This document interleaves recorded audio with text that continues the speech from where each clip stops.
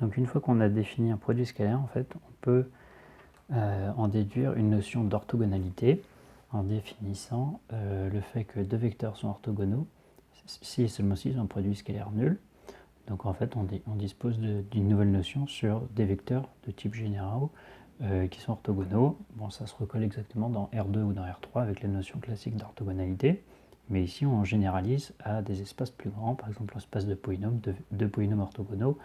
Bah, ça n'aurait pas vraiment de sens, sauf une fois qu'on a muni d'un produit scalaire notre espace.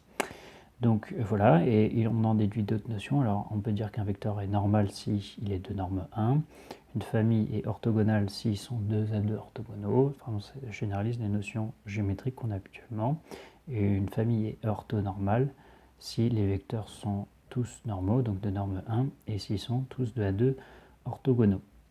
Alors ensuite, on a des sous-espaces vectoriels. Alors sous-espaces vectoriels, on peut penser dans un exemple géométrique, par exemple un plan et une droite, on aime bien dire un plan est perpendiculaire à une droite. Alors en fait, ils ont des directions orthogonales.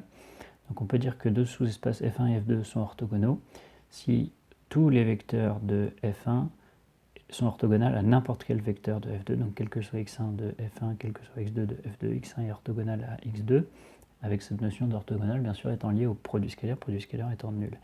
Et on a une notion d'espace orthogonal à un autre espace, c'est-à-dire que l'orthogonale de f, c'est l'ensemble des vecteurs qui sont orthogonaux à tous les vecteurs de f. Et donc on en déduit tout de suite des propriétés qui sont intéressantes et qui sont en fait des propriétés extérieures qu'on connaissait déjà, c'est-à-dire que si une famille est orthogonale, voilà, c'est nécessairement une famille libre, donc ça donne un critère différent pour démontrer qu'une famille est libre. Bien sûr, c'est des familles libres très particulières, mais c'est une condition beaucoup plus forte. Autrement dit, être orthogonal, c'est beaucoup plus fort que être libre. Et pareil, c'est si deux espaces vectoriels sont orthogonaux entre eux, alors ils sont nécessairement en somme directe. Et c'est pareil, c'est-à-dire que être orthogonal, c'est une propriété pour des espaces plus forte que être en somme directe. Et enfin, l'orthogonal d'un espace vectoriel est nécessairement aussi un espace vectoriel, et en plus il est orthogonal à lui-même, c'est-à-dire que f et f orthogonales sont en somme directe, donc ça donne aussi un moyen de démontrer que quelque chose est un espace vectoriel. Et enfin, par rapport à l'orthogonalité, on a un théorème de Pythagore qui est en fait quelque chose d'assez simple, qui est donc une équivalence, c'est deux vecteurs sont orthogonaux si et seulement si on a l'identité, le carré de l'hypoténuse est égal à la somme des carrés des côtés, autrement dit, la norme de x plus y au carré égale la norme de x au carré plus la norme de y au carré, ce qui est dans la pratique très simple à démontrer. Alors on va démontrer les propriétés. Alors on commence par la propriété qui est qu'une famille orthogonale est nécessairement libre. Alors on part d'une famille orthogonale et on précise que les vecteurs doivent être non nuls. Donc la liberté, c'est on prend des scalaires, donc ici j'en prends P, et les scalaires c'est nécessairement des réels, tels que la combinaison linéaire est nulle,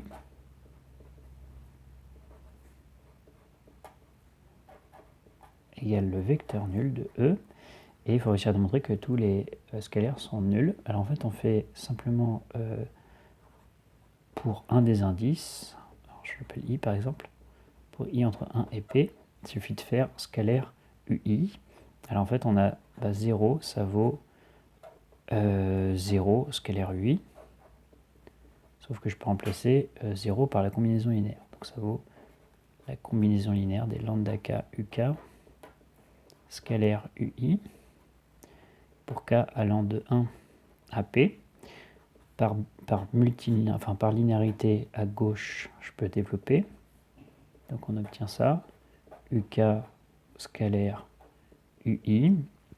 Et comme la famille est orthogonale, ça vaut très souvent 0, sauf lorsque k égale i. Donc en fait, il ne reste plus que, si on veut, ça fait 0, plus, etc. Et plus lambda i, ui scalaire ui. Et puis après, il n'y a que des 0 parce que les vecteurs sont orthogonaux.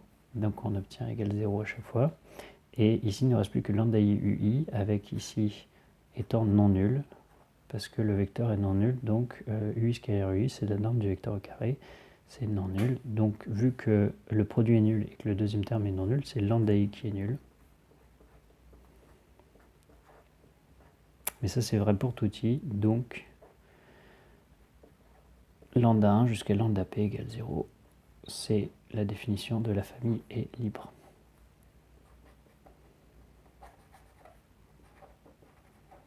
Voilà. Alors ensuite, on va faire la propriété sur si deux espaces sont orthogonaux, alors ils sont forcément en somme directe. Alors être en somme directe, on sait que la définition, finalement, ça va être l'intersection est inclue dans le singleton 0, en fait égale, sachant qu'il n'y a qu'une inclusion qui est intéressante, qui est celle-ci.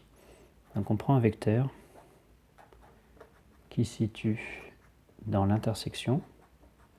Alors étant donné qu'il se situe dans F1 et F2, alors forcément que U est orthogonal à U, parce que n'importe quel vecteur de F1 est orthogonal à n'importe quel vecteur de F2.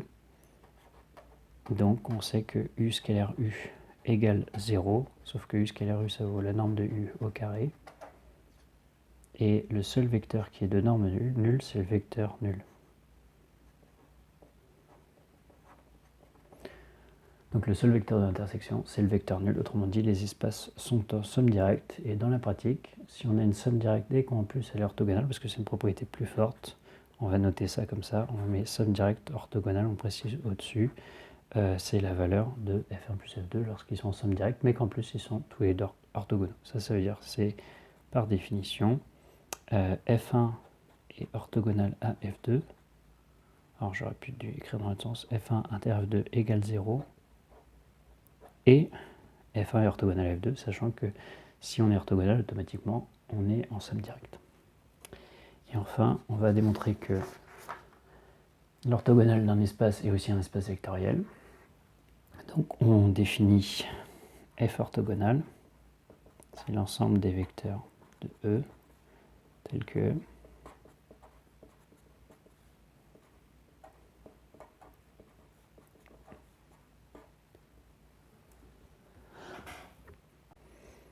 donc F orthogonal qui est l'ensemble des vecteurs de E, qui est orthogonal à tous les vecteurs de F. En fait, c'est forcément une partie de E.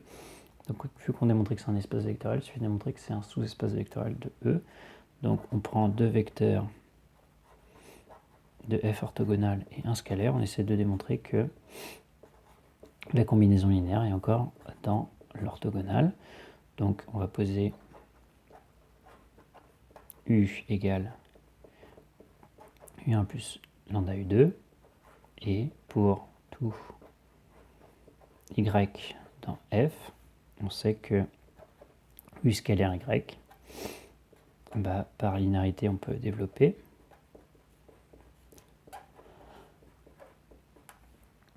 On obtient égal 0, d'où U appartient à l'orthogonale de F. Donc c'est un sous-espace de E qui est stable par combinaison linéaire. Donc l'orthogonale de F est un sous-espace vectoriel. Et bien sûr, c'est trivial que pour tout vecteur de F et tout vecteur de l'orthogonale de F, le produit scalaire est forcément nul. Donc on a bien que F est orthogonal à F orthogonal. Ça, c'est trivial par contre par définition.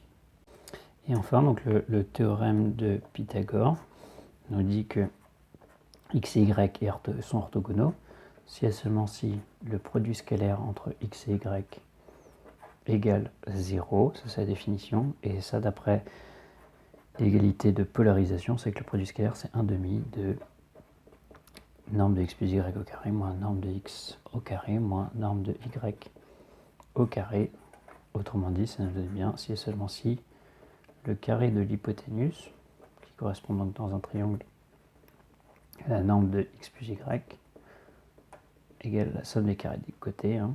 C'est-à-dire que si vous avez ici un vecteur x et ici un vecteur y, je le noterai plutôt comme ça, alors on obtient bien ici l'hypoténuse x plus y, à condition que ici ça soit rectangle.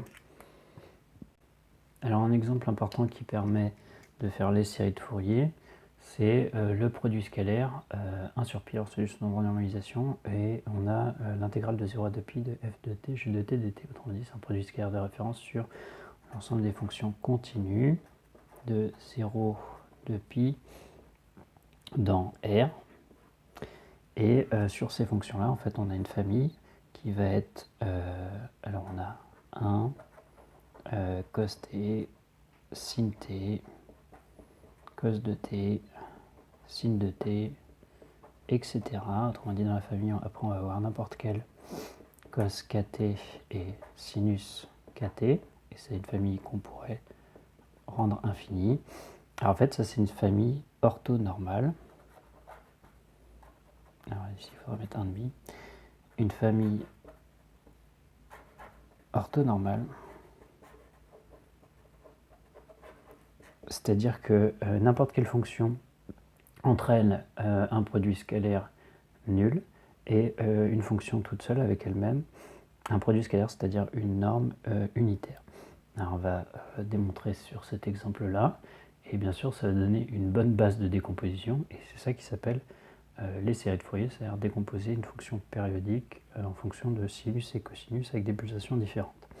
Alors, par exemple, quand je fais, je vais peut-être laisser le 1,5 à part, quand je fais cosinus kt contre un sinus lt, c'est-à-dire un sinus contre un cosinus, j'aimerais bien démontrer qu'ils sont orthogonaux, autrement dit qu'ils ont un produit scalaire entre nuls. Donc j'obtiens comme expression ça, sinus lt dt. Et bien sûr, l'idée, ça va être de dire, pour calculer cette intégrale, il faut linéariser. Donc, pour linéariser, on utilise les formules de linéarisation. Ça veut dire que ça nous fait le sinus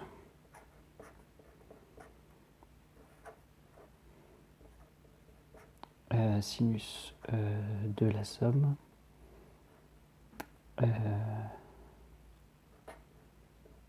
et sinus de la différence. Alors je regroupe directement kt. Voilà, sinus de la somme, sinus de la différence avec un moins entre les deux, et il y a un facteur 2, donc ça ferait, donc si je fais ça et que je développe, ça fait 2 fois, donc là il y a un facteur 1,5 que je peux mettre ici. Voilà, et là je suis en train d'intégrer des fonctions périodiques sur une période complète, donc ça fait leur moyenne, et la moyenne d'un sinus, ça fait 0, donc en fait ça fait 0. Donc j'obtiens ça. Ensuite, si je fais pareil, cos kt contre cos lt, donc ça fait 1 sur pi intégrale entre 0 et 2 pi de cos cos.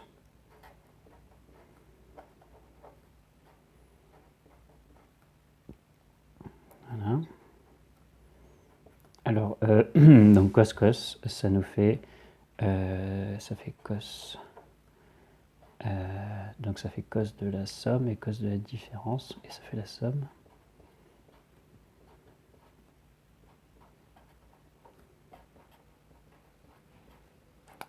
Donc sur 2.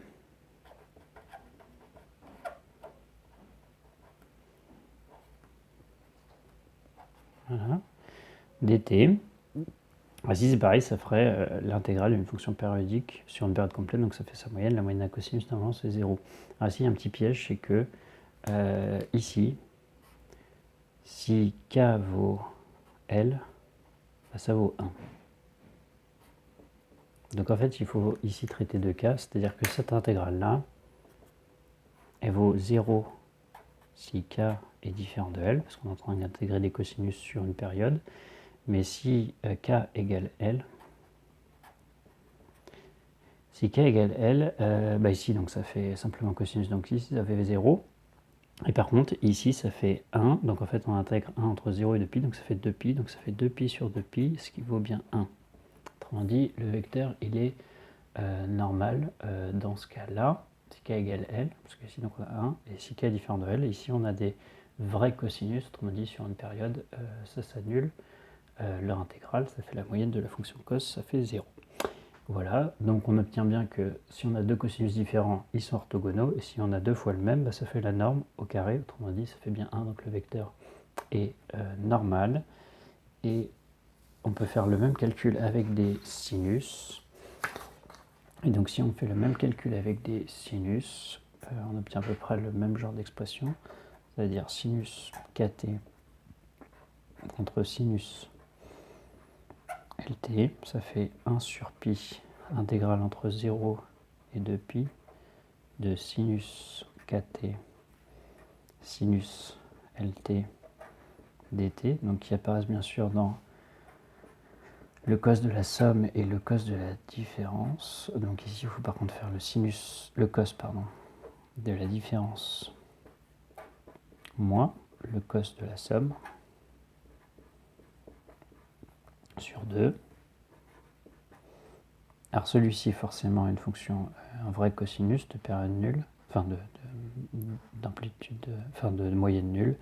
Et ici par contre c'est la même cas, c'est-à-dire qu'il va y avoir quelque chose qui se passe si k égale L, alors là ça fait la fonction constante égale à 1 qu'on intègre entre 0 et 2pi, donc en fait ça fait 1.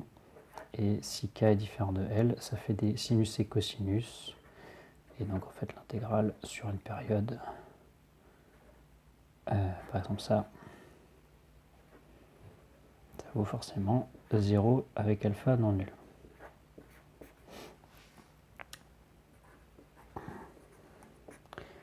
Voilà, donc en fait on a tout le temps, la famille elle est orthonormale parce que la norme de chacun des vecteurs vaut 1 et 2 à 2 ils sont orthogonaux, le produit scalaire vaut 0.